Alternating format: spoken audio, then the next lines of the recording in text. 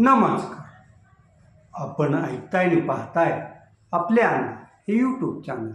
मी गणेश तुकाराम शिंदे आपणा सर्वांचं आपल्या अण्णा या यूट्यूब चॅनलवर स्वागत करत आहे. देशात वैद्यकीय शिक्षणासाठी जी सर्व देशभराची सामूहिक एक परीक्षा घेतली जाते तिला नीट म्हणतात. ही परीक्षा NIT ही संस्था कंडक्ट करत असते आणि यावर्षी 3 मेला ही परीक्षा संपूर्ण देशभरात झाली होती आणि या परीक्षेला जवळपास 23 लाख विद्यार्थी परीक्षेस बसलेले. मात्र परीक्षेच्या पूर्वीच नीटचा पेपर फुटल्याची कुणकुण लागली होती आणि त्या संदर्भात मग सामाजिक माध्यमावर पण चर्चा सुरू झाली. ज्या परीक्षा पार पडली, सर्व विद्यार्थ्यांनी परीक्षा दिली आणि काही विद्यार्थ्यांना आपल्या क्लासनं जी सराव परीक्षा घेतली त्या सराव परीक्षेत पण जे नीटला प्रश्न होते तेच होते अशीही परत चर्चा सुरू झाली. या संदर्भात मग हे प्रकरण CBIकडे देण्यात आलं. केंद्रीय शिक्षण मंत्री धर्मेंद्र प्रधान यांनी याची कसून चौकशी करण्याची सूचना केली आणि त्यानुसार मग प्रथम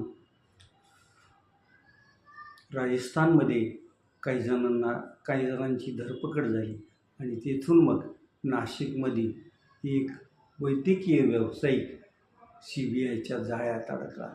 त्याचा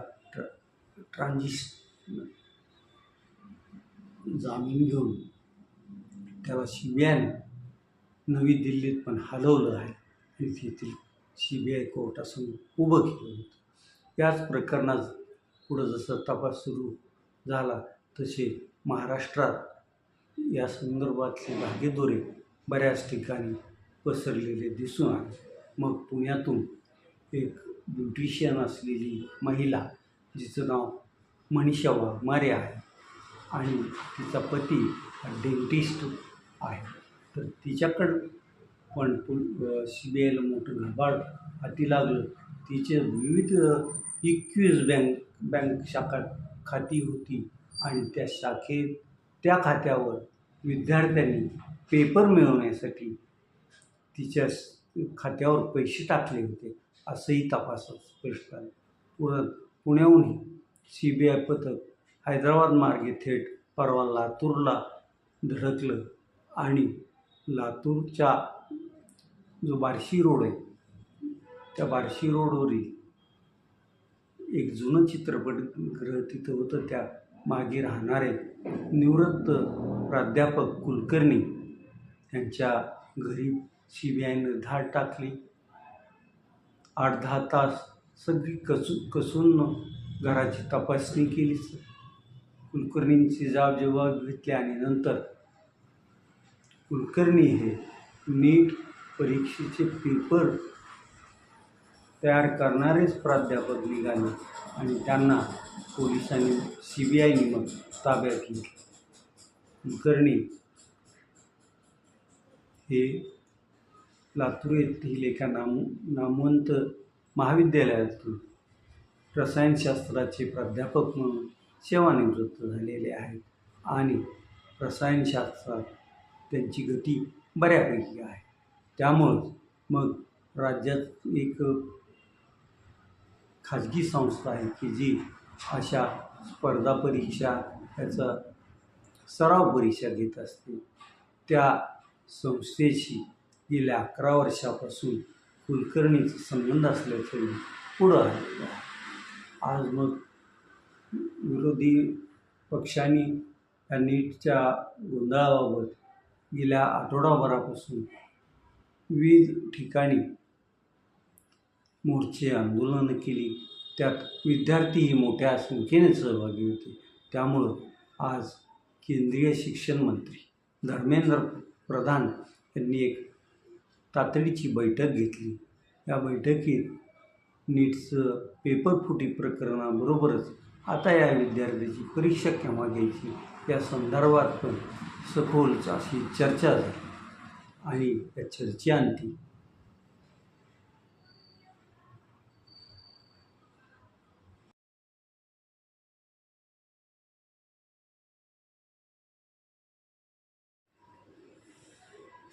येत्या 21 जून 2026 रोजी नीटची फेरपरीक्षा घेण्याचा निर्णय घेण्यात आला.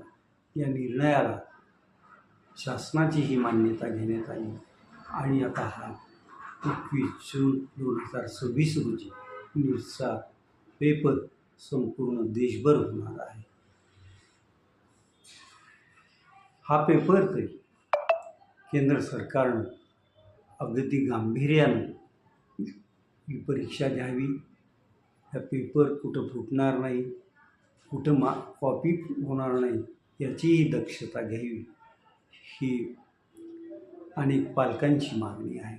तसं पाहिलं तर या पेपर फुटीच्या प्रकरणात पालकही तेवढेच जबाबदार आहेत असंच म्हणावं लागतं. कारण आपल्या मुलाला नीटमध्ये योग्य मार्क मिळाले तर आपल्याला हवं ते वैद्यकीय महाविद्यालय आपल्या पाल्यास मिळेल ही त्यांची इच्छा असते. त्यामुळं वाटेल ती रक्कम देऊन पेपर मिळतो का, कोण पेपरची सेटिंग लावतं आहे का, हे परीक्षेच्या आधीपासूनच काही पालक शोधत असतात आणि त्यामुळं ते या लोकांच्या त्याला बळी पडतात आणि आपल्या पाल्याबरोबर देशातल्या असंख्य पाल्याचं पण नुकसान ते करत असतात. हेच या नीट परीक्षेच्या ह्याच्यावरून लोकांनी बोध घ्यायला हवा. आणि आता 21 जूनला होणाऱ्या नीट परीक्षेत असं काही आपल्याकडून घडणार नाही याचीही पालकांनी काळजी घ्यावी आणि सरकारी यंत्रणेकडून पण असं काही होणार नाही यासाठीही त्या यंत्रणेवर दबाव कायम ठेवावा, एवढंच आमचं म्हणणं आहे.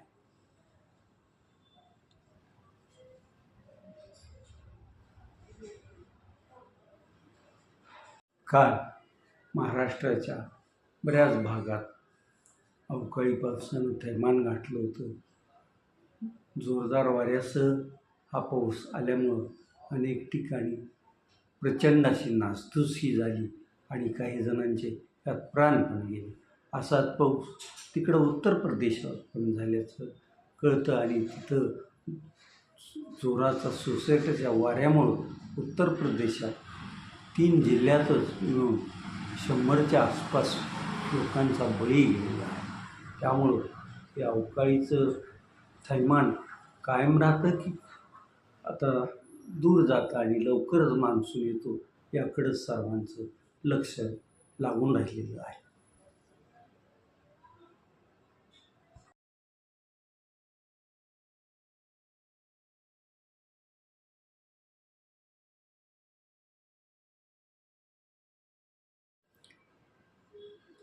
आज संध्याकाळी 7:30 वाजता Tata IPL 2026च्या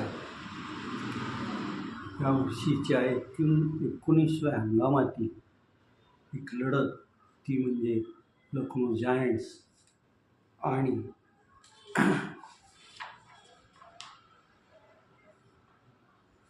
Chennai super king या 2 संघात होईल. चेन्नई सुपर किंग्सचा अगदी पहिल्या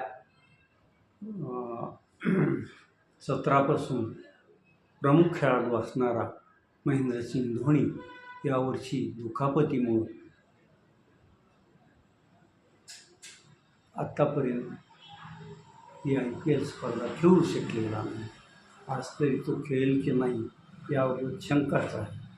खेळला तर मग CSKचं पारडं जड राहील एवढं मात्र नक्की. तसं पाहिलं तर दोन्ही संघ तुल्यबळ आहे.